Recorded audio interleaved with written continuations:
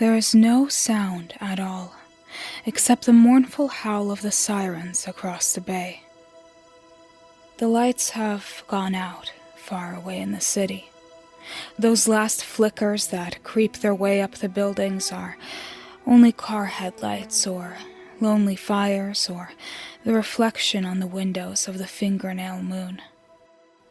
Through all the rest is darkness, engulfing the distant skyscrapers like the tide, darkness only to play across the vast, impossible thing that wanders those ruined streets. The wind comes gently out across the water, ruffling my hair and drying my tears, and with it come the smells of smoke and ruin and death. I sit curled against my brother on the hilltop, his jacket bundled around me for warmth, the grass damp with dew beneath us. I'm as quiet as he is now. It doesn't feel as if there's anything left to say. That thing towers into the nighttime sky, so tall that even from here we have to look up to see the top, so slow that the only way to see it move is to look away and back again. There are no words to describe it. There never are for things like that. And what would be the point of them anyway? There's no one left to tell. Mother ran out ahead of us, calling for us to follow, and one of its limbs came down and swallowed her up like a dark star. I didn't see her face, but I think my brother did, though he won't say. He's got a bad cut on his cheek from the glass that fell on us as we ran. But he says he'll be all right, and he's never lied before. The sound of the sirens bounces oddly off that colossal thing, its pale form distorting them into hooting wails, like some great pale wall in front of the stars. It sounds as if even they are begging it, pleading with it to move on, to leave the city and find another to destroy. But I saw the news broadcasts before the power went down and the internet died. There aren't any other cities. Not anymore. There isn't anything at all. My brother wraps his arm around me, leaning his head down against my hair. His cheeks are wet, though I haven't heard him crying. His breaths are slow and shaky, and his fingers are cold as ice as they wrap themselves around mine. He squeezes my hand, and I squeeze his. Just us two together, here at the end of the world. Trees flicker by outside the van as the headlights pass over them, pillars in the shadowed hall of the infinite night. The radio whispers things, sputtering scraps of old commercials and songs neither of us are old enough to know. Mostly it just hisses with static, like pale water that seems to flow out of the speaker and up into our ears. The seats are hard leather, uncomfortable and smelling of sweat and old perfume. Mine has settled around the shape of a much bigger person, and I curl down into it like a baby fox in its den, staring wide-eyed at the darkened world outside. We found the van a few days ago, in a ditch beside the road.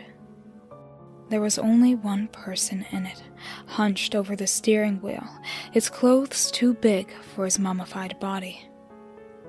My brother told me not to look at him, but I caught a glimpse of the midnight blue of his bulging veins and the dried-up darkness that had poured from his eyes and crusted on his cheeks. I still see it when I close my eyes, when Mother isn't there.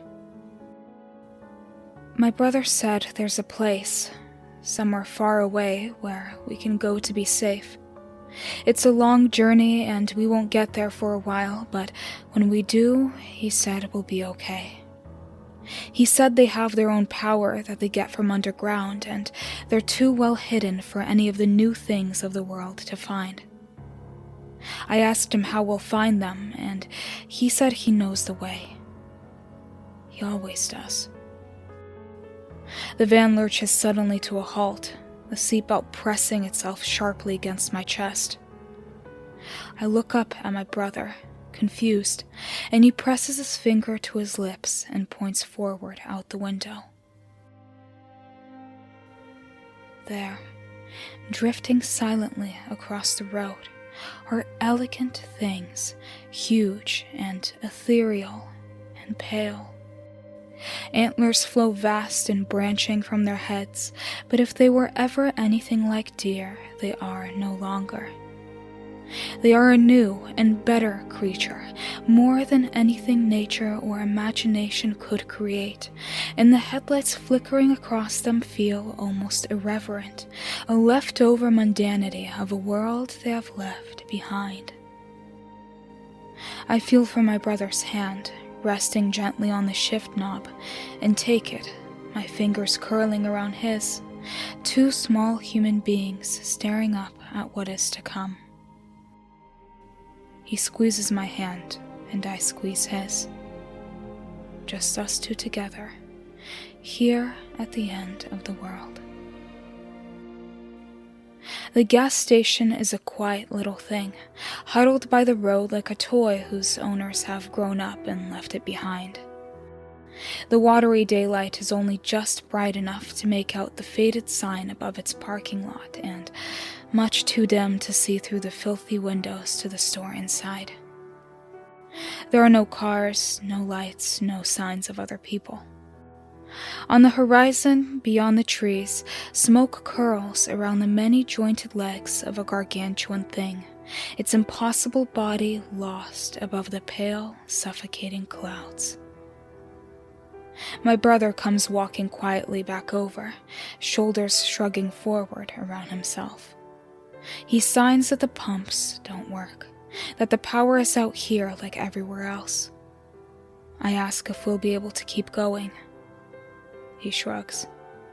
He doesn't know. The van ran out of gas a few miles back. We kept walking, hoping there might be a station, and by the time we found one, my legs were already sore, my breathing already ragged. I didn't know how I would make it back. I guess I won't have to now. My brother itches at the cut on his face. It's gone all red now, and blue around the edges. He signs that we should collect some things from the gas station, anything we can carry in our pockets. We'll need them on the way to the safe place. He breaks the glass on the locked door, and I trail after him into the darkness inside, scooping up granola bars and bottles of water and little containers of hand sanitizer. All the magazines have lost their titles, and instead of covers they have pictures of strange places and strange people, of a world like a melting dream. He says we don't have room, but when he's not looking, I scoop up a candy bar from the rack by the counter. I think we'll need it. He meets me again by the door and gives me a smile despite the bags under his eyes. I smile back and reach up to take the hand he offers. Then he steps forward and I follow, our boots crunching against the pavement as we start up towards the road. He squeezes my hand, and I squeeze his. Just us two together, here at the end of the world. These swirling, glowing things would be so beautiful if they were fireflies. I sit on the grass beside the little makeshift fire, the smell of burning paper drifting up into the starry sky. The flames make dark spots on the magazine covers, eating themselves bigger and bigger through those strange, eerie landscapes until they disappear, one by one, floating away in pale ash. The sparks dance in the air above the fire, mingling with the smoke and the pale contrails that those delicate creatures leave behind. No two of them are alike, those little shining things. Each is like a thought given form, like an impossible origami dancing into lacy winged life. Their bodies are shrouded in their own light, rippling things made more beautiful by their own asymmetry, moving in somber, mathematical perfection through the air around us. The comet's tails they leave behind weave and dance around each other, as though each is racing to find the longest way to the stars. Their cold, pale light lingers on my brother's face as he sits, looking out across the valley. Something vast moved down there today. Though it is gone now, its swirling form carrying it off to places neither he nor I can guess at, and leaving the masses of car headlights to die one by one in its wake. He seems smaller somehow, as though the journey is eating parts of him away. I just hope there will be something left by the time it's done. My legs are so tired. My whole body feels limp, drained and shaky, like my muscles don't have the strength to support it. I flop down by the dying fire, reaching up to run my fingers through those light trails, and he looks over and smiles, lying down beside me. His cheek is stained purple around the weeping cut on his face, and there's something dark and hollow behind his eyes. He asks how I'm doing, and I just point, staring up at the impossible patterns wriggling into existence above us. After a moment, he stands and stomps out the fire. The darkness is cold and hauntingly quiet without the crickets, but he comes and lies down beside me and takes my hand, and I pull the jacket over both of us like a blanket. The light trails wriggle upwards like glowing trees, trapping the stars in an icy cage of pale light. He squeezes my hand, and I squeeze his. Just us two together, here at the end of the world. I keep my eyes locked on the back of my brother's shirt, clutching his hand like a lifeline, doing everything in my power to resist the urge to look around. We came upon a city today, one of the fallen ones. The straining sunlight dapples off our backs as it shines down between the broken skyscrapers, and millions of shards of glass crunch against the asphalt beneath our feet. My brother's hand is sweaty and tense in mine, his pulse pounding in his palm like the quick music he used to listen to. The wind makes little hopeless sounds as it picks its way through the jagged landscape of ruined concrete. Around us are what used to be people. They're not statues, they have no bases, and the smooth, grainy stuff they're made of isn't stone any more than it is cloth or hair or skin. Some are frozen, running down the ruined street. Some just stand and stare at something high in the sky, long since moved on now. Many are injured, and their crumbling, gray-brown insides hang out of them and shatter when they fall against the pavement. My brother said he doesn't know what happened to them. Every noise makes him jump, and though he pretends not to be afraid, I know he is. I think he thinks whatever did this is still here somewhere, and if we catch its notice, it'll do what it did to them. I hope he's wrong. I don't want us to die like that. There's a thing on the horizon, far taller than the mountains.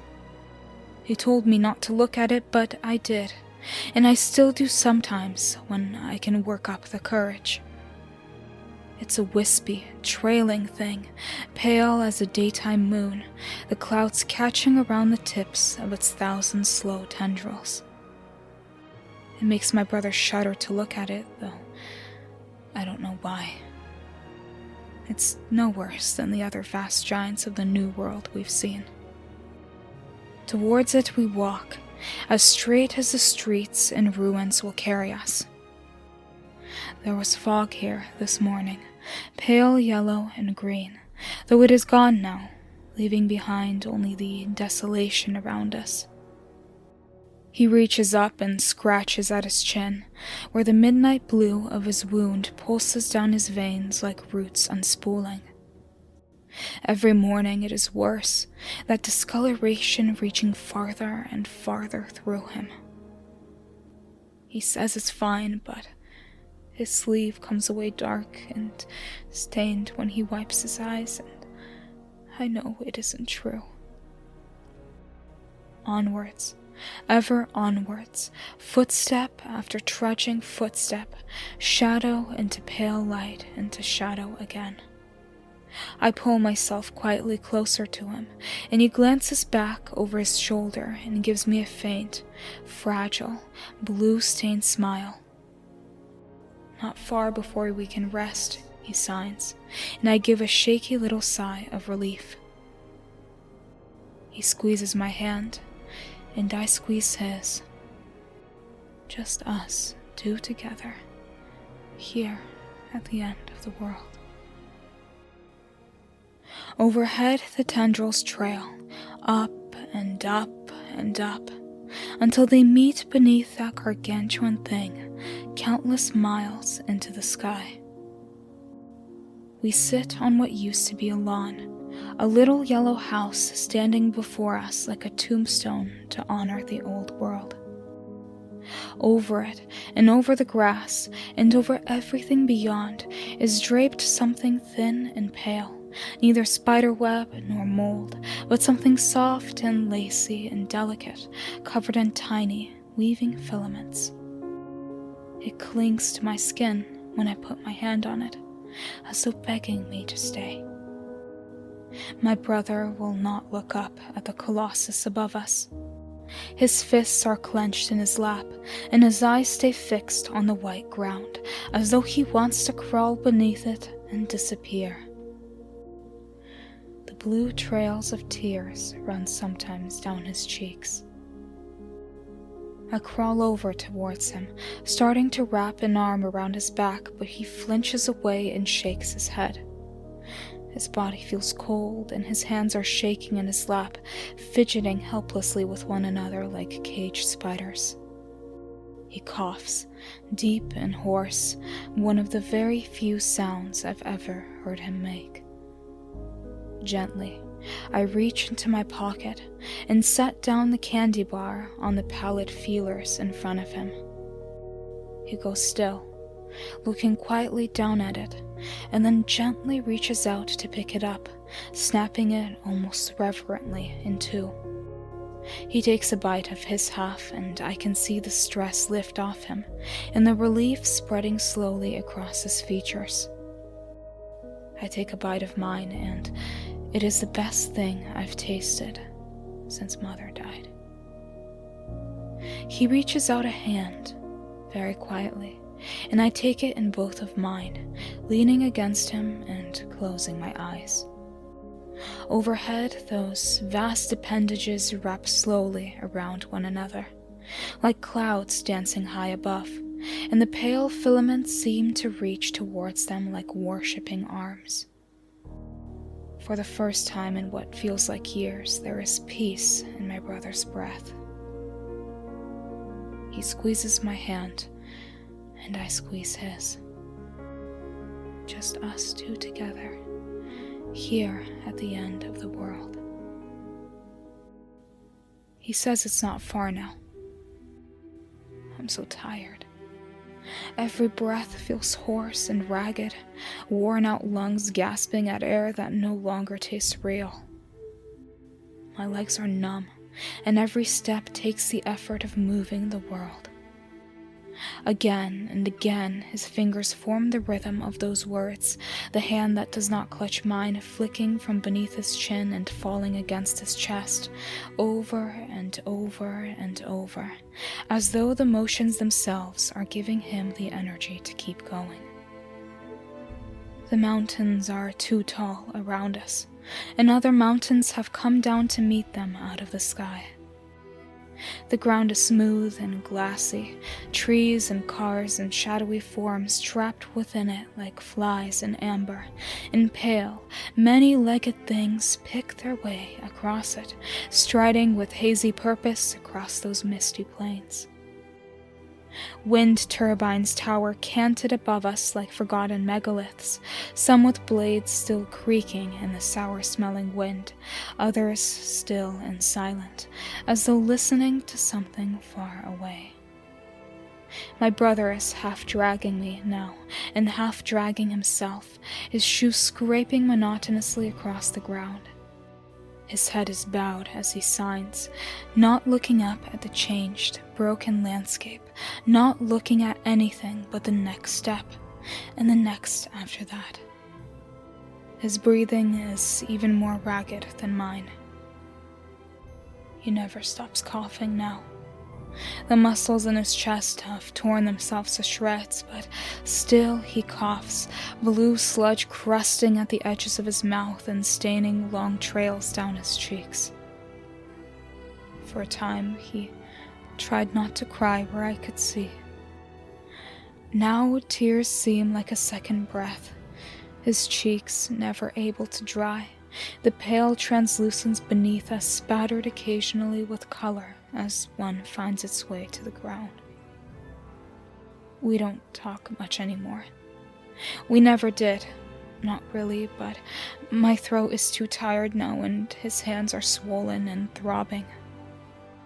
The food has run out and my stomach scrapes aching at my insides, but we don't bother looking for any more than we bother sitting down to rest. There doesn't seem to be a point to it now. Either we'll get there, or we won't. Sunset turns the plains to golden glass and throws the mountains' long shadows out across the world. My brother's hand flickers up and down, conveying those words again and again and again. Far in the distance, something too big to be more than a pale shadow raises strange limbs and turns towards the evening sky. He squeezes my hand, and I squeeze his. Just us two together, here at the end of the world. It is on a long bridge, stretching out forever across some vast, misty lake, that he collapses at last. He falls hard on the asphalt, coughing up great gouts of midnight blue fluid across his shirt. He tries to pull himself upright, but I can feel the slick chill of his skin, the stuttering staccato beat of his heart. For what feels like the first time in my entire life, he lets go of my hand. I fall to my knees beside him, shaking his shoulder, frantically asking him what's wrong. He signs that he's all right, that he just needs a moment to rest, but it's obvious he's lying. He opens his eyes and stares up at me, and they are inkwells of midnight blue, stretching off into endless, star-filled depths. It is at that moment that I realize he's dying. Uncontrollable tears are flowing down my cheeks, falling with gentle sounds into the blue foulness on his. I beg him to get up. I beg him to keep breathing. I beg him to stay, to let me find help, food, something. But there is nothing. And we both know it as he chokes on the fluid in his throat. Whimpering, I lean down over him, asking him how far it is to the safe place. Perhaps I can get him there. Perhaps at least he can die somewhere that isn't this awful nightmare of the world. Clouds drift across the lake below us, obscuring the vast shadows that move within. Overhead, the sky shimmers a new color, a kind of blue that it's never been before. At long last, he raises a shaking hand. "I'm sorry," he signs, slowly, painstakingly picking out the words. "I didn't want to lie to you. I really didn't. We had to have something. We had to try. Even if there wasn't anything to try for." He raises a hand and takes mine within it, holding up the other with the middle 2 fingers folded against his palm. "I love you." Sobbing, I curl myself against his chest and feel the breath go out of him. I squeeze his hand, and he does not respond. Just me, alone, here at the end of the world.